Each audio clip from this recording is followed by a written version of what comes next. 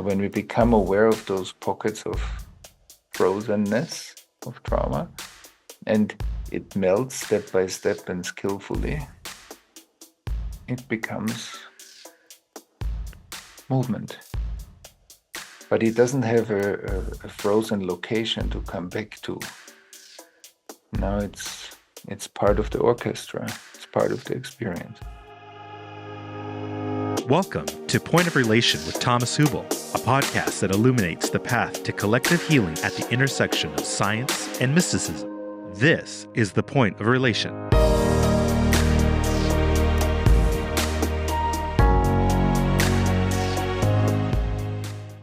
Today's episode was previously recorded for an online event with Thomas. Although it took place at an earlier date, the insights and discussion remain relevant.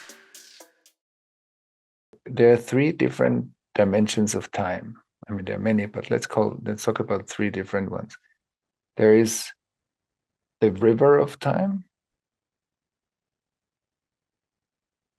That's a description of the impermanence. That's a description of the constant movement of life. So the Tao expresses itself through the constant movement of life. Everything's moving, and that movement is nourished by the Tao. It's an expression of the Tao. So when everything's moving, it goes through the river of time, because we all were 1 year old, 2 years old, 10 years old, and so on. But when trauma hits that river and freezes part of that river, a part of us is being unhooked or gets kind of locked in time. So then time, instead of being a river, a flow, becomes a thing. It becomes a frozen part or a held part.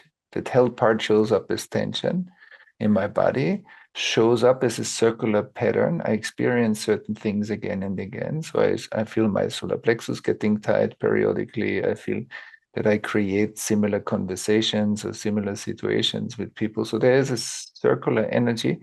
But the fact is that a part of us, like as if life calls us back constantly to show us, but it often doesn't happen, to show us that here is something stuck. Because that part wants to become the river again. But if not, then it looks like a stone in the river. But it's not a stone in the river, it's just a frozen river. It's not something other that blocks the river. But we experience it often subjectively as if it blocks the river. But that otherness, whatever that is in us, it's a tension in my solar plexus, is other. It's not I'm tightening my solar plexus when you say that to me. It's like you said it and my solar plexus got tight, or my heart closed, or my throat got tight. It's other. I don't say I contracted my throat when you said that. We hardly hear that. There's a reason, because we don't experience it like that. It looks like other because it's partly unconscious. So that frozen river is frozen in time. And when that's in early childhood development, then it's just like space. It's like something is never ending. It will never end. But the sense it never ends means something got frozen very early in the spaciousness of very small babies. And it's never ending. Because it's not informed yet. It's not in form yet. It didn't become a form yet. Once that becomes a form, it lives in the world. When it's before the form, it lives in space. That's why we sometimes, when that gets triggered, we don't feel oriented in our life. We can deal with the matters of our life because we cannot even relate to that, because that's form and that part of me is formless. But it's that the difference is that that's not the formlessness of deep meditation. I wanted to differentiate this because for many spiritual practitioners, people say, oh, there is no time, really. And I don't think that that's true. There is time, and there is timelessness, and timelessness hosts time. Because my body goes through time, And my development goes through time, my maturation goes through time. The world's maturation goes through time. And deep, like spaciousness, like in our meditation, and spaciousness is calm, becomes more and more still, becomes more and more timeless. Timeless is deeply magnetic. And there is no time because it's timeless. It's before time. But it doesn't mean that our existence is not living in time.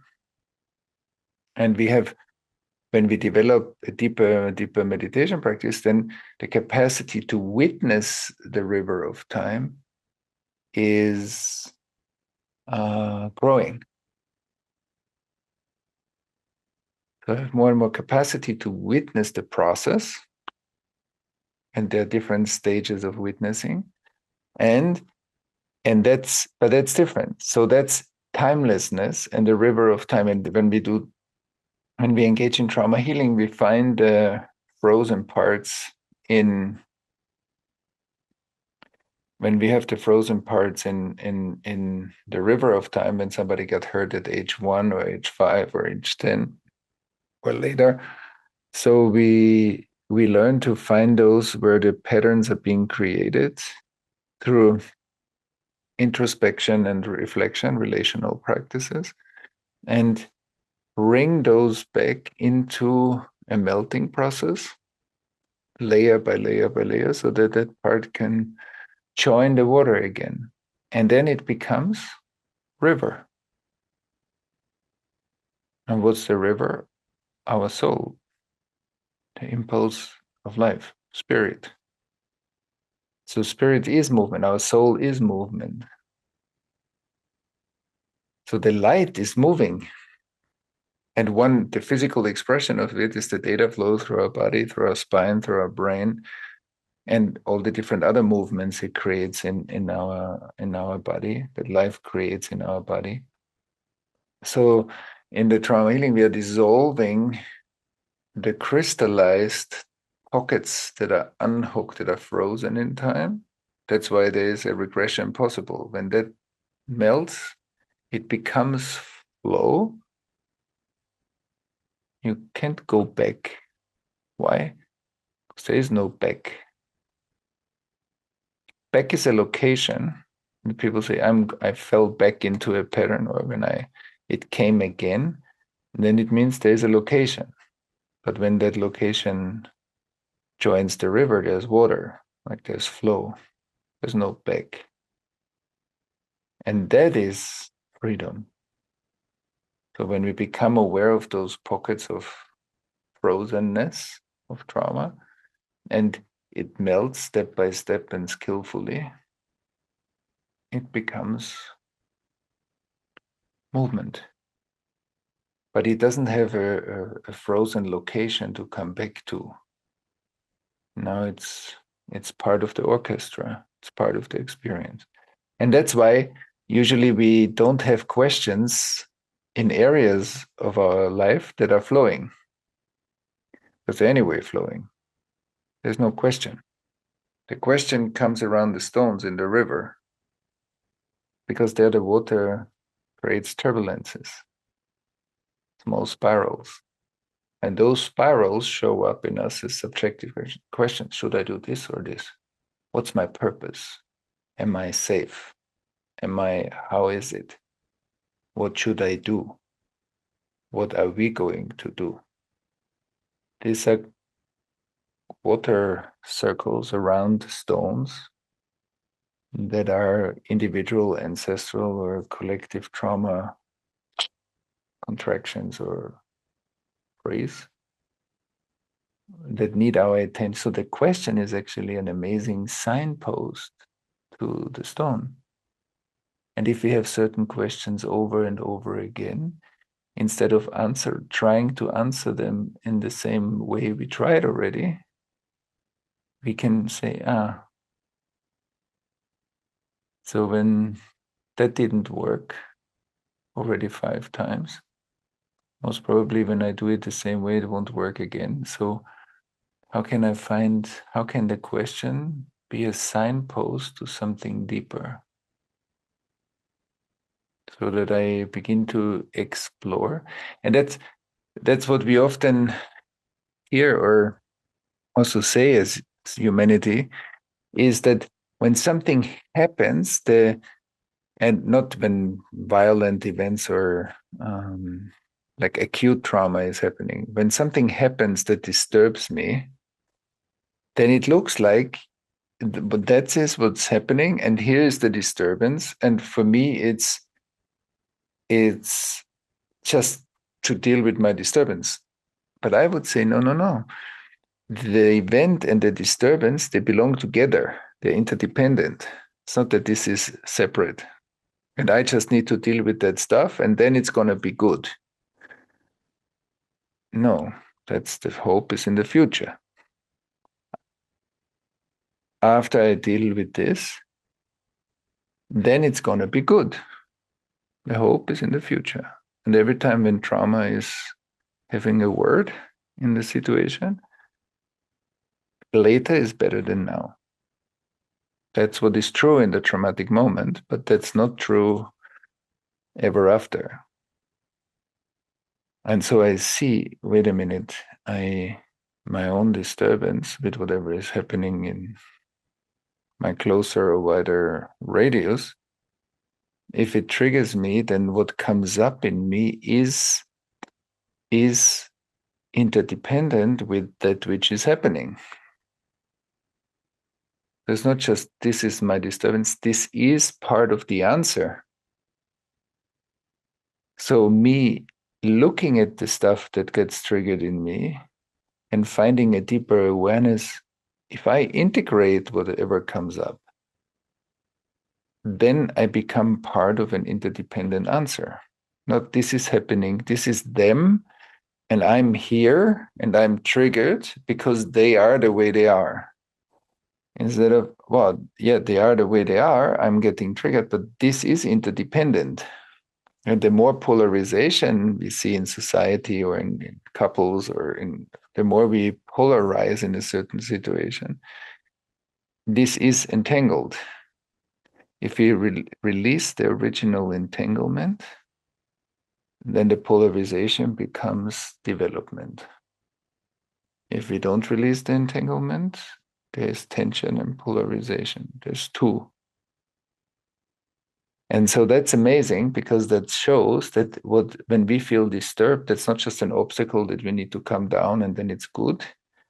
It's, oh, wow, I feel that something comes up in me that I don't fully understand. And if I go deeper with that, that's well invested time, because if I can integrate what comes up in me, I contribute to also like a wider impulse of change.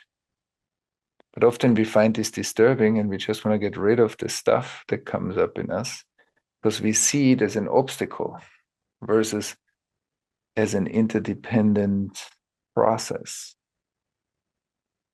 And so that's why introspection, self-contact, a deeper self-awareness, tools to explore our inner process, relational exchange, sharing, having an environment where we listen to each other when we feel disturbed, not hiding it, but bringing it into connection, into appropriate connection, helps us to clarify that. And that speeds up the development of ourselves, but also of our communities, because that shows up for a reason. It's not just my stuff and that once I'm done with it, then I can deal with this. No, no. Me dealing with this is me dealing with that. And then it will strengthen my resilience to also come into a different action. But like that, I bring if I accept my discomfort, I bring the hope from the future more and more into the present moment, into my agency. And my agency has the capacity to impact the impact the situation in a different way. So I think these are great, this is a great combination of, modern understanding and ancient principles, especially with the river of time and the ancient time. Ancient time we didn't talk about. The ancient time is the third one, is the condensation or the concentration of millions of years of life in us, because we carry the achievements of life and humanity and life before humanity. We carry this in our bodies. So there's a lot of achievements that we developed such a biocomputer, and the ancient time is the depth of the development. And that has a kind of an ancient feel to it. So there's ancient time, concentrated liquid of life. There's the river of time, swimming in our development and really being synchronized with our age also, which many people feel difficult sometimes. And timelessness as the deeper meditative state of being that has different kind of levels of depth or different kinds of states that compose timelessness. Hi, I'm Michelle, and I manage the amazing team behind the Point of Relation podcast. Today is a special episode because we're celebrating 2 years of the show. So first, a huge thank you to all of our listeners. We are so grateful to you for being a part of this special community and supporting the show. It's been really incredible to see the podcast grow, and to mark this milestone, we thought it'd be fun to introduce you to our team and our pets who work behind the scenes to bring these conversations to you every week.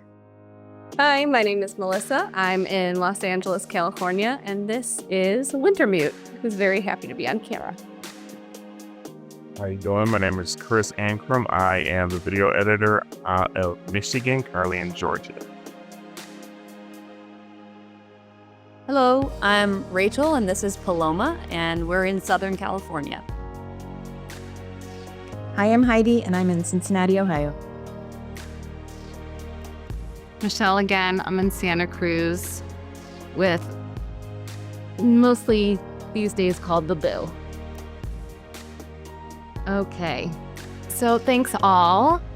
We have so many meaningful conversations and interviews coming your way, so keep tuning in. And on behalf of Thomas and all of us, thank you so much for being with us on this journey. Bye, thank you. Thanks for listening to Point of Relation with Thomas Hübl. Stay connected and get updates about new episodes by visiting our website, pointofrelationpodcast.com, and by subscribing to the Thomas Hübl YouTube channel. If you enjoyed this video, please like it and share about us with your community on social media. Thank you. We appreciate your support.